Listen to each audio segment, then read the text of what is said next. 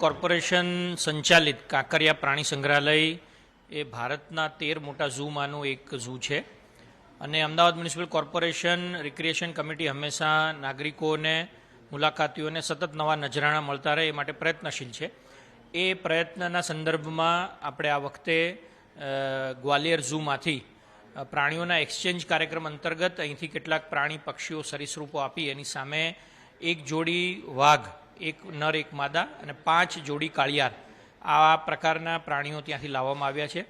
આ પ્રકારના કાર્યક્રમમાં સેન્ટ્રલ ઝૂ ઓથોરિટીની પરમિશન લઈ એની ડ્યુ પ્રોસેસ પૂરી કરી અને ત્યાંથી 3 ટ્રકની અંદર એમને લાવવામાં આવેલી પ્રક્રિયા પણ ઘણી જટિલ હોય છે, કારણ કે પ્રાણીઓ જે છે એ નવા વાતાવરણમાં સેટ થાય એ માટેનું પણ ધ્યાન રાખવામાં આવે છે. લાવ્યા બાદ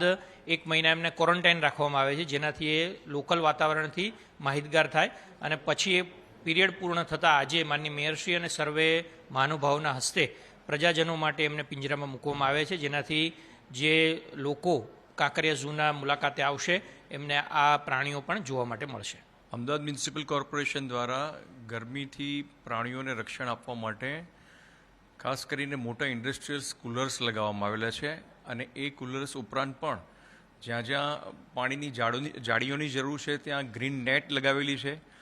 વધુમાં આપણે જોયા છે કે જેટલા મોટા જાનવર છે કે જેને પાણીની રિક્વાયરમેન્ટ છે ત્યાં એમના પિંજરાઓની અંદર જ્યાં જ્યાં પાણીના કુંડાઓ છે ત્યાં પાણીનો નિયમિત સપ્લાય રાખીને પાણી ત્યાં પૂરું પાડવામાં આવે છે. તદુપરાંત બપોર પછી પ્રાણીનો છંટકાવ પણ કરવામાં આવે છે પ્રાણીઓ ઉપર, અને જે પક્ષીઓને બધા છે એમાં પણ ગ્રીન નેટ રાખીને